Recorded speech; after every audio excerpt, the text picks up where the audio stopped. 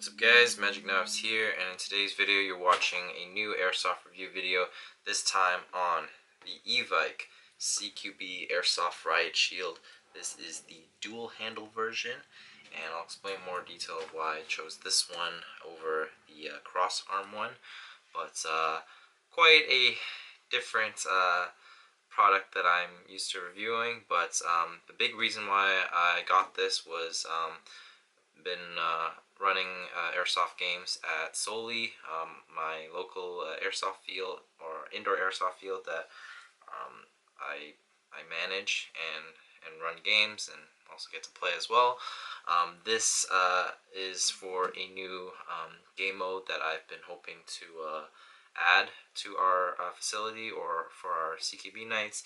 Basically inspired from Star Wars Battlefront and Battlefront 2, the video game, and this is for the Jedi slash Sith player. They'll have a lightsaber, and they'll need to go around and take out their enemies, and this is their force shield essentially, because unless you actually have the force, you're not really able to block all the blaster bolts or BBs coming at you, unless you're super gifted. But yeah, this is the realistic substitute for that essentially. So as you can see, it is a plexiglass sheet, more or less set up just like a real Riot shield.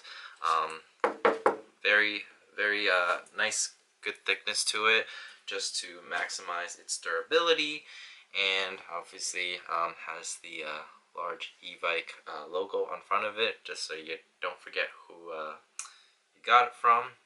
And the big reason why I got the dual handle version as opposed to the cross arm version, where there will be a loop here and then a handle, is that because unfortunately Riot shields are always right-handed. There are no left-handed versions, or at least not ones that you can specifically order.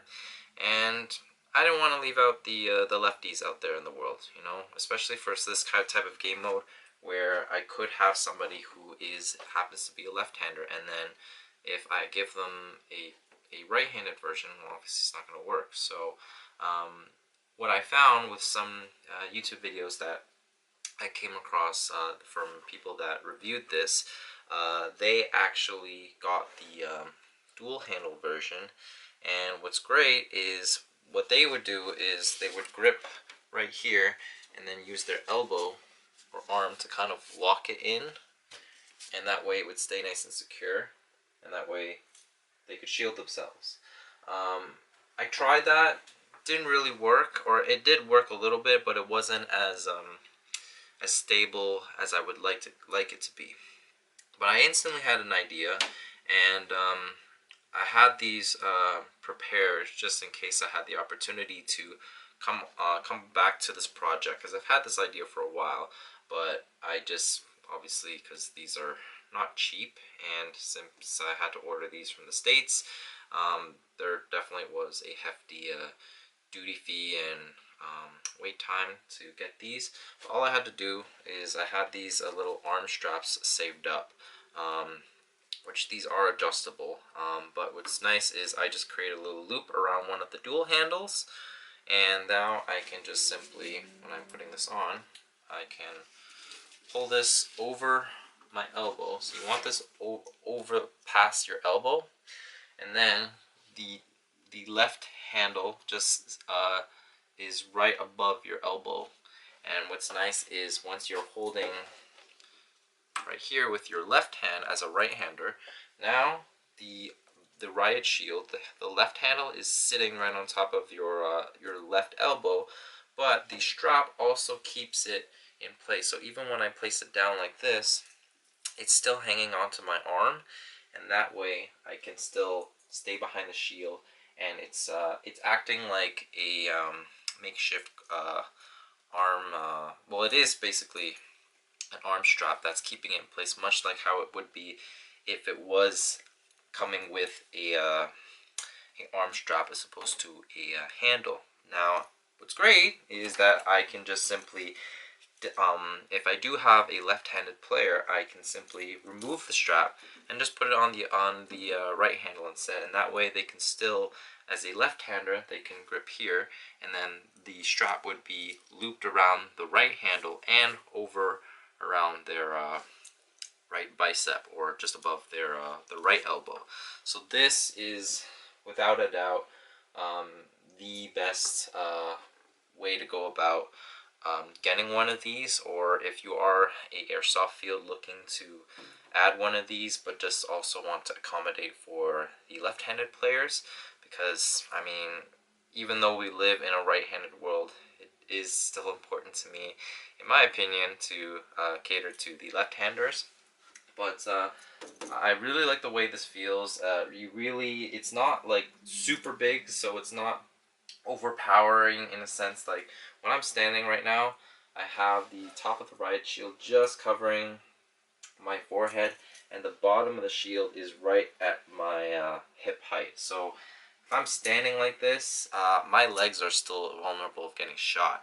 I have to really crouch down and have the bottom of the shield nearly touching the ground, and I'm kneeling to cover all of my body.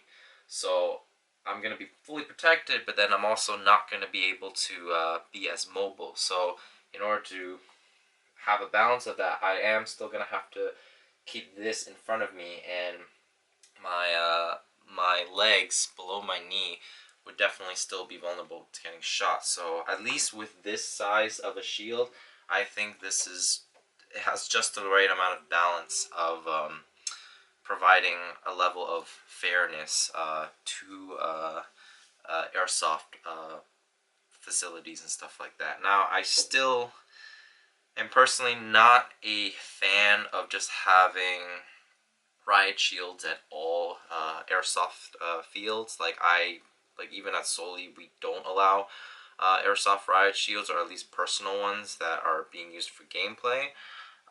That said, I think if the airsoft field themselves provide something like this for specific game modes, then as long as you've planned it out and made it as balanced as possible, and each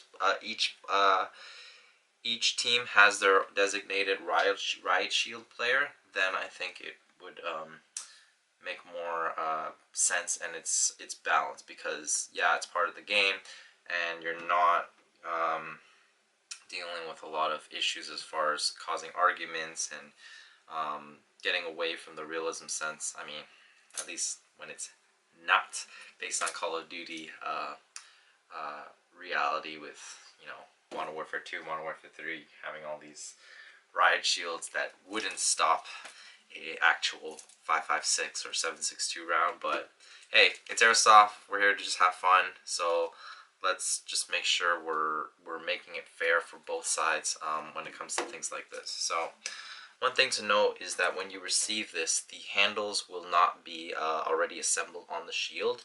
You will have to assemble it yourself.